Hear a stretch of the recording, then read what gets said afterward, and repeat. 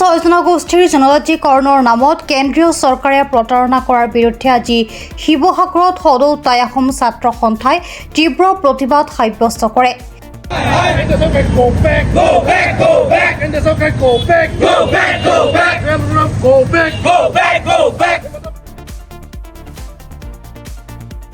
শিৱসাগৰ দৌলমুখ চাৰিআলিত কেন্দ্ৰীয় জনজাতীয় পৰিক্ৰমা মন্ত্ৰী জুৱেল ওৰামৰ প্ৰতিকৃতিৰ দাহেৰে প্ৰতিবাদ সাব্যস্ত কৰে।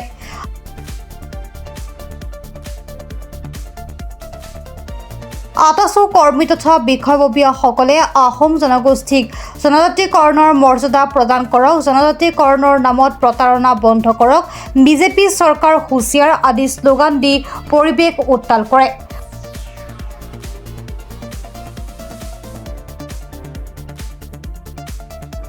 অচিৰে আহোম জনগোষ্ঠীক জনজাতিকৰণ নকৰিলে ৰাজ্যজুৰি প্ৰবল প্ৰতিবাদী কাৰ্যসূচী ৰূপায়ণ কৰিব বুলিও হুংকাৰ দিয়ে সদৌ টাই আহোম ছাত্ৰ সন্থাৰ সভাপতি বসন্ত গগৈয়ে।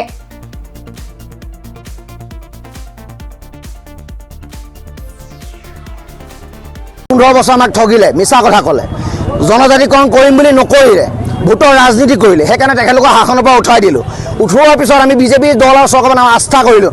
তেখেতলোকে ক'লে যে আমাক দিল্লী আৰু দিছপুৰ মস্তক দখল কৰক, আমি আপোনালোকক যিটো ন্যায্য দাবী সেই ন্যায্য প্ৰাপ্তি দিশে আমি লৈ যাম আৰু আপোনালোকক জনজাতিকৰণৰ মৰ্যাদা প্ৰদান কৰিম। তেখেতলোকৰ একে পথৰ পথিক হ'ল, লংকালৈকে তেখেতলোক ৰাৱণ হ'ল। সেইকাৰণে হিমন্ত বিশ্ব শৰ্মা যিজন আমি যে জনহিতকৰ মন্ত্ৰী বুলি কৈছিলোঁ, যে অসমৰ অসমীয়া ছাত্ৰৰ কাম কৰাৰ মুখ্যমন্ত্ৰী বুলি কৈছিলোঁ, তেখেতে ৰাজকীয় দায়িত্ব আৰু জাতীয় দায়িত্ব পাহৰি গ'ল। তেখেতে খেনুক দেখি ৰন্ধা বঢ়া, খেনুক দেখি দুৱাৰমাৰ নীতি ল'লে, সেইকাৰণে তেখেতে ৰাজধৰ্ম পাহৰি গ'ল বুলি আমি কৈছোঁ।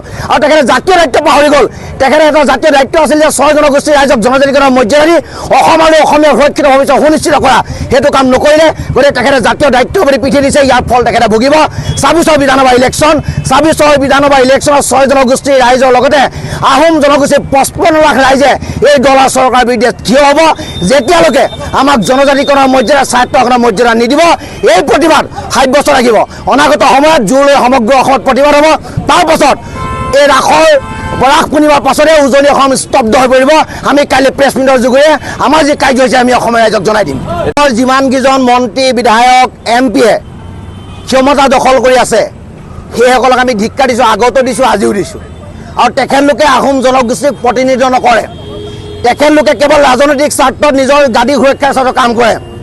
আজি পবিত্ৰ মাৰ্ঘেৰিটাই হিমন্ত বিশ্ব শৰ্মা ডাঙৰীয়াই বেয়া পায় বুলি একো নকয়।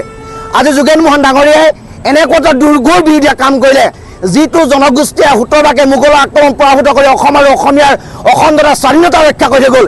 সেই জনগোষ্ঠীয়ে মাটিৰ পট্টা বিচাৰি লৈ গ'লে 3টা জনমৰ প্ৰমাণ পত্ৰ দিব লাগে। তাতকৈ দুৰ্ভাগ্যজনক কথা আহোম জনগোষ্ঠীৰ কাৰণে কিবা হ'ব পাৰে নেকি? আমি দেৱব্ৰত শইকীয়া, তেখেতৰ দেউতাক মুখ্যমন্ত্ৰী আছিলে, তেখেতেতো সদনৰ আটাইতকৈ নিমাতী কুলি ভাৰতে, তেখেতক আমি এজন নেতা বুলি আমি গণ্যই নকৰোঁ, আমি নধৰোঁ। আৰু যিকেইজন মন্ত্ৰী বিধায়ক, গৌৰৱ গগৈ ডাঙৰীয়া, তেখেতে সুচাৰ, তেখেতে এটা যোগ্য জনপ্ৰতিনিধি বুলি আমি জানো। কিন্তু আমি তেতিয়াহে যোগ্যতা পৰিচয় দিম যেতিয়া তেওঁ 6 জনগোষ্ঠীৰ জনজাতিকৰণৰ বিষয়টো সদনৰ মধ্যে বলিষ্ঠভাৱে উপস্থাপন কৰিব। অসম আৰু অসমীয়া সুৰক্ষিত ভৱিষ্যতৰ স্বাৰ্থত যেতিয়া সদন উত্তাল কৰিব, তেতিয়া আমি ক'ম যে এইজনে এজন যোগ্য জনপ্ৰতিনিধি। তাৰপিছত যদি তেওঁ নকৰে, তেখেতকো আমি জাতিত দুই আমি আখ্যা দিবলৈ বাধ্য হ'ম। ৰাজ্যসভাত বিলখন পাছ হ'ল, তাৰপিছতো নৰেন্দ্ৰ মোদী চৰকাৰৰ যি হুংহুকা পিছলা। মোদী ডাঙৰীয়া সৰ্বকালৰ এজন মিছলীয়া প্ৰধানমন্ত্ৰী। তেখেতে ডিঙি শিৰ ফুলাই ফুলাই অসমত কৈছিল যে আমাক ৰাজপাটত অধিষ্ঠিত কৰক, 6 জনগোষ্ঠীৰ ন্যায্য প্ৰাপ্তি, এইটো সাংবিধানিক অধিকাৰ আমি দিম, আপোনালোক আমাৰ মানুহ, গতিকে আপোনালোকক জনজাতিকৰণৰ মৰ্যাদা দিম। তেখেতে দিয়া প্ৰতিশ্ৰুতি পূৰণ নকৰিলে, কেৱল মাত্ৰ ৰাজনৈতিক বাতুলামীৰ স্বাৰ্থত, ৰাজনৈতিক সমীকৰণৰ স্বাৰ্থত তেখেতলোকে আহোম জনগোষ্ঠীৰ প্ৰীতি দেখায়। গতিকে এই প্ৰীতি আহোম জনগোষ্ঠীৰ ৰাইজ ভুল নাযায়।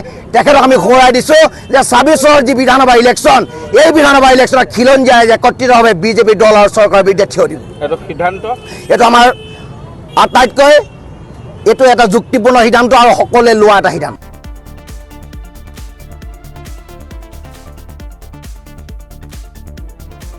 শিৱসাগৰৰ পৰা মুস্তাফিৰ আলীৰ ৰিপৰ্ট, প্ৰাত টাইম ডিজিটেল।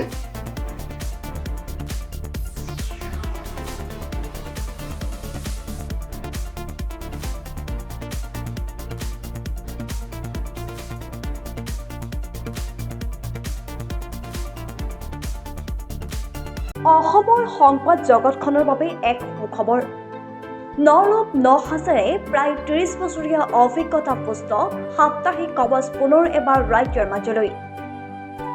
স্বত্বাধিকাৰী প্ৰণীতা কলিতাৰ দ্বাৰা প্ৰকাশিত আৰু অমৰজ্যোতি প্ৰিণ্টাৰ্ছ গুৱাহাটী কমাৰ্চ কলেজৰ বিপৰীত ফালে মুদ্ৰিত। আমাৰ ঠিকনা মুখ্য কাৰ্যালয় অসম ফৰেষ্ট স্কুল হৰিমন্দিৰ পথ গুৱাহাটী আৰু অস্থায়ী কাৰ্যালয় কলিতা মাৰ্কেট বিজয়নগৰ কামৰূপ অসম। মোবাইল নং 9435114666 আৰু 7024722813। Mail ID probhatiahom@gmail.com।